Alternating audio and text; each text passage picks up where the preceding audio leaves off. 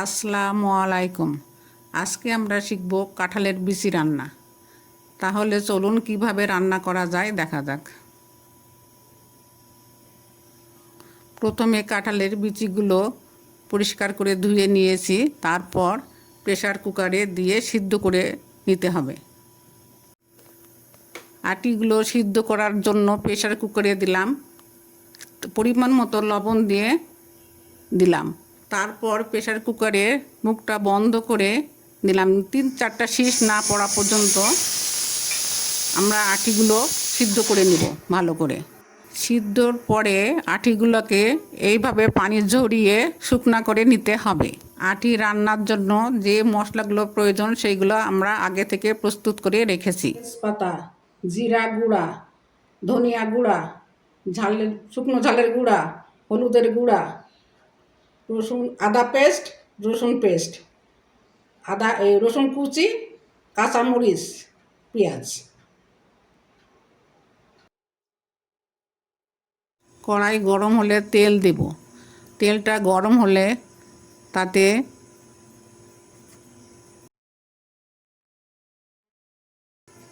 তিন টুকরো তেজপাতা,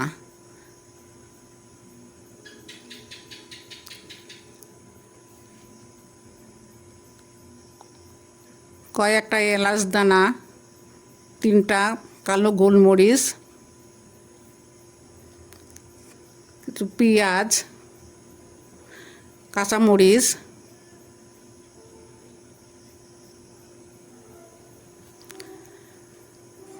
কাঁচামরিচ দিয়ে নাড়তে হবে। ভালো করে নেড়ে যতক্ষণ পর্যন্ত একটু পেঁয়াজগুলো নরম না হয় ততক্ষণ পর্যন্ত নাড়তে হবে। ভালো করে নাড়ার পর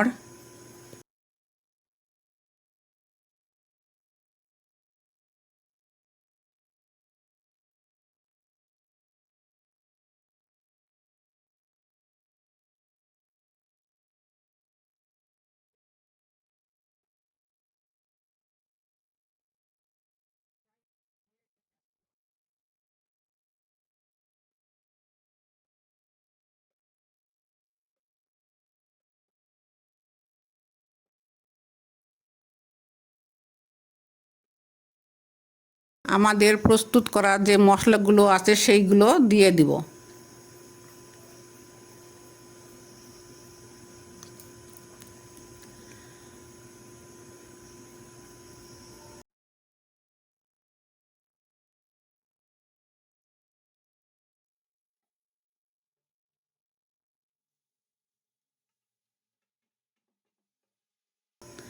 মশলাগুলো সব ঢেলে দিলাম, দিয়ে ভালো করে কষাতে হবে।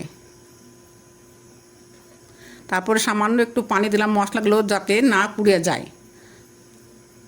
একটু পানি দিয়ে ভালো করে কষিয়ে নিয়ে মশলাগুলো কষিয়ে নিলাম। এইভাবে ভালো করে কষাতে হবে যাতে কাঁচা ভাব না থাকে। মশলাও যাতে পুড়ে না যায় সেদিকেও লক্ষ্য রাখতে হবে। এভাবে ভালো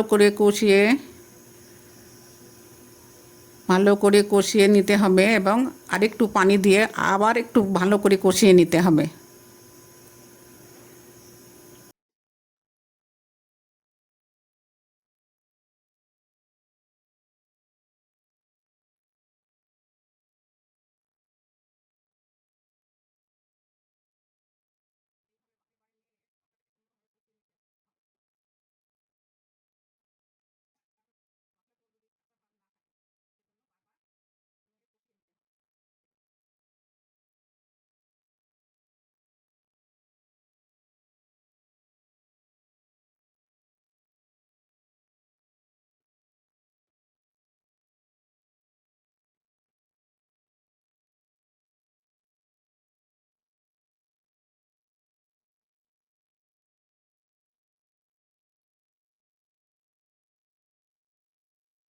কষানো হয়ে গেলে আটিগুলো ঢেলে দিতে হবে।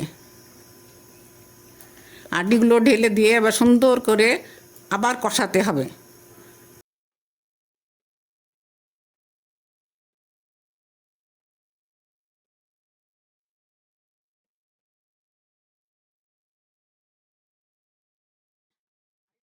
পানি দিয়ে ভালো করে কষাতে হবে যাতে মশলাগুলো পুড়ে না যায়।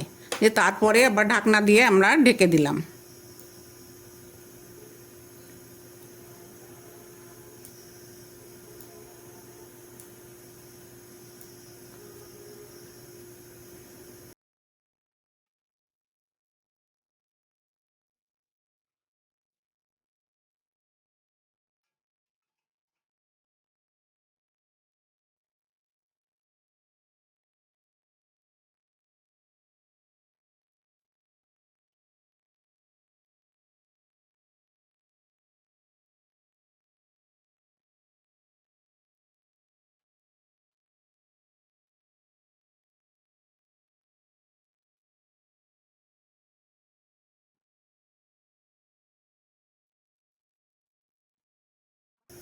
এই ঢাকনা তুলে আমরা আটিগুলোকে আবার ভালো করে সুন্দর করে চারিদিকে নেড়ে দিলাম। মশলা যাতে নিচে না ধরে যায় সেদিকে আমাদের লক্ষ্য রাখতে হবে এবং ঢাকনা দিয়ে বারবার ঢেকে দিতে হবে এবং ঢাকনা খুলে বারবার আটিগুলোকে নেড়ে দিতে হবে।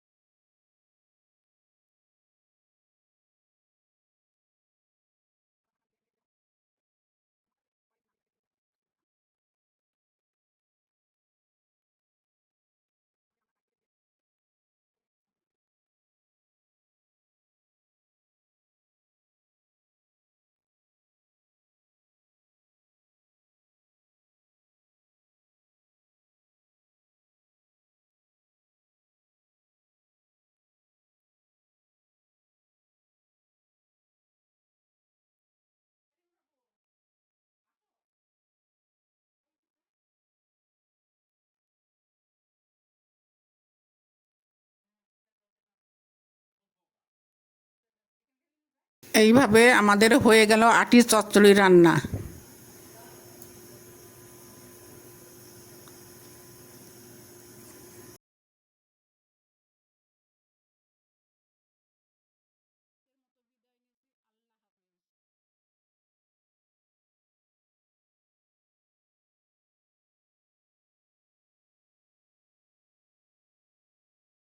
এইভাবে হয়ে গেল আমাদের আটি চচ্চড়ি রান্না। আজকের মতোই বিদায় নিচ্ছি। আল্লাহ হাফেজ।